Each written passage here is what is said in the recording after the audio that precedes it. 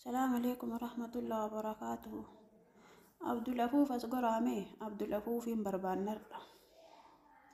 إجيتي جولين إيرا هريا فاتلبن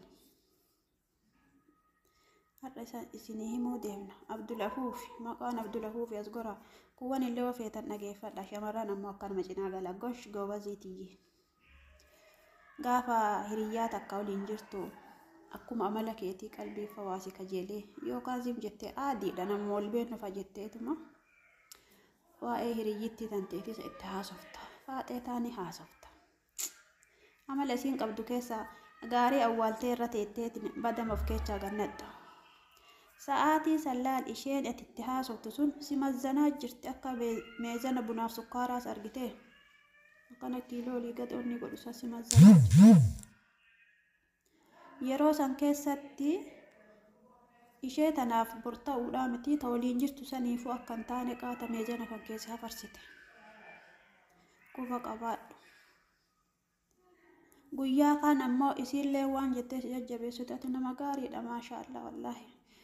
amala qabda maaloo qabda isii sin madaaltu sin jetti jajjabeessaa jirti beeki ofissi dhiheessiteetuma achira gara galteeti amma tittiimtu san barbaaddee boollaa qotteettiimti. Namtichoo siin ta'u yettiin kun akkana naan jedhee dhageeffadhu kun akkana naa xaafe ilaali kun shamarran dhoksan malee walii yaadan maammadoochee qabadhaa dubbii tana feetu namni kun waliin beeku jettaami maaliif keessaa gannaxaa quba qabdaa miidiyaa isii gaafatti miidiyaa isii akkana jetteetti himta feesbuuka biraa banattee dhatti hay bareeddu olaa barru guyyaa kaan hiriyyittii tante tawliin jirtu san dachimaaf samii tamtutti galabbaxameetu manatti gara galtee malee ati waan of keessaa gannatte san quban qabdu akka udaan bashurreetti awwaaltee ijjiitii san simarraa fagaachuu filatti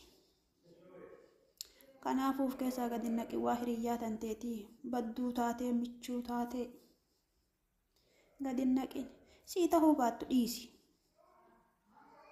Shamara takka argachuudhaaf jecha ishee si waliin jirturraa waan badaan haasee ta'ettaa sobtu sanillee hin argattu ati dhiira doofaa dhiira dadhabaa akka taate namni si maazzanaa jechuudha si mazzanan akkasi quba qabaadhu icciitii kan kee jabeeffadhu Abdul Afuuf dubartii gaariin argatu dubartii bilchaattuun argatu osoo afuuf akira si afuufamtu robo'aa jechuudha rabbi irraa isin haa baraaru hiriyyaa tantee walii sa'aatii jirtutti